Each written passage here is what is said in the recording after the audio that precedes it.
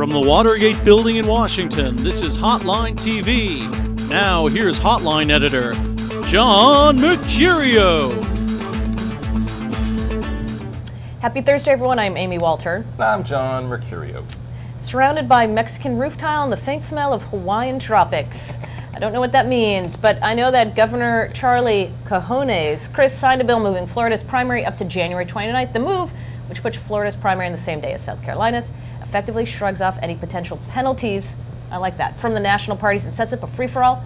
John, how will this be resolved? Will Howard Baker be involved, and will the naming of Chads be part of this debate? It won't, because Florida is going back. No, wait, it is, because they're getting rid of the machines, and they're going to bring Chads it's all back. Going to be Chads, and that's right. Exactly. You're exactly. We're going back. We're going back. All right. We're going back. So let's talk about what does this mean? The fact that basically Florida is saying to Howard Dean and to Martinez is like, no, we don't care. You know, what are you going to do about it? They're saying it to Howard Dean. They're saying it to Mel Martinez. And they're also saying it to all those, February 5th states that thought that they were all of a sudden going to be such a big deal. California just signed on. Illinois. No, it's all going to be decided on January 29th. And to a large extent, they're thumbing their nose at New Hampshire, which is sort of, at this point, I think, stuck a little bit in a bind. Do they really want to push it? They've threatened all year that, look, we'll go to December 29th. But what, they don't need to do it. It's really that it's the fact that South Carolina's going to move, right? That would move New Hampshire. And that's the problem, is that South Carolina, it's the domino. But there's a good distinction. It doesn't play in the larger debate, but there's a good distinction, I think, between a state like South Carolina and a state like Florida.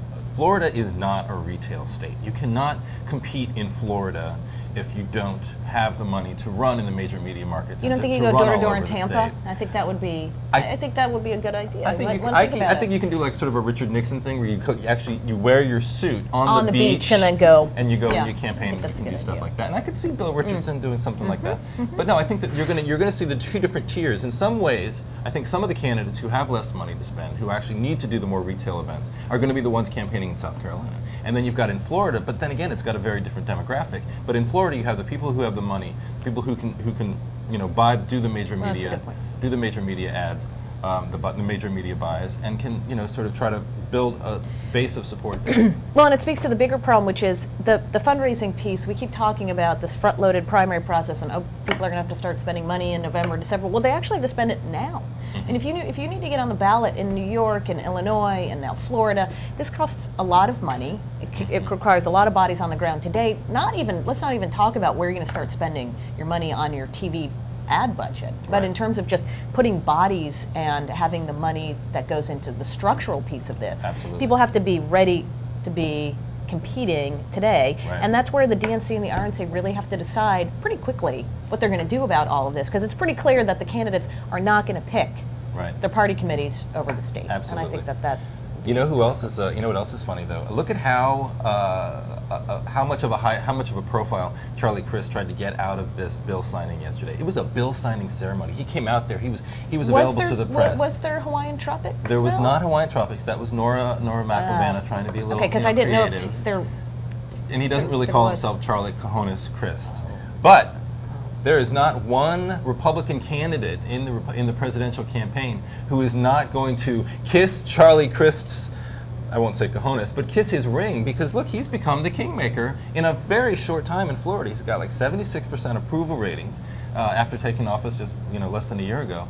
And he needs, or every Republican candidate who wants to win in the state of Florida needs to come and kiss his ring, needs to go to Tallahassee campaign. So is this his way to be able to break out from the Jeb Bush legacy, right? He needed to sort of create his own, break out of that shadow. So the question is, who would you want as a Republican candidate? Would you rather have Jeb Bush's endorsement or Charlie Crist's endorsement? Well, I think the Bush, you're already seeing the Bush people sort of get behind Mitt Romney. So I think to a large extent, whether he actually gets the Bush endorsement or the Bush blessing going into the campaign, whether or not that happens, it's clear that there's sort of a Bush-Romney thing going on.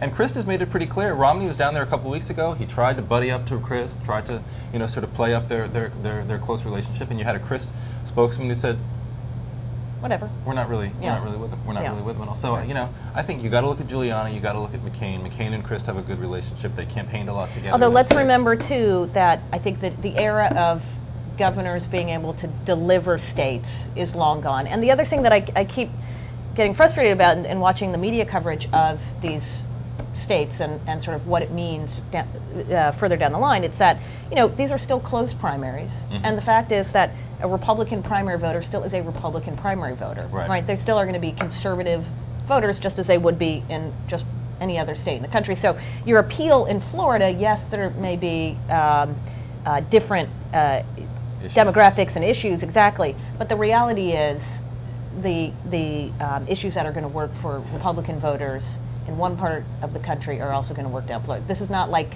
saying you win a Republican primary in Florida doesn't mean you're going to win the Republican, mean that you're going to win there in November of 2008. It means that you appeal to Republicans or you appeal to Democrats in the state.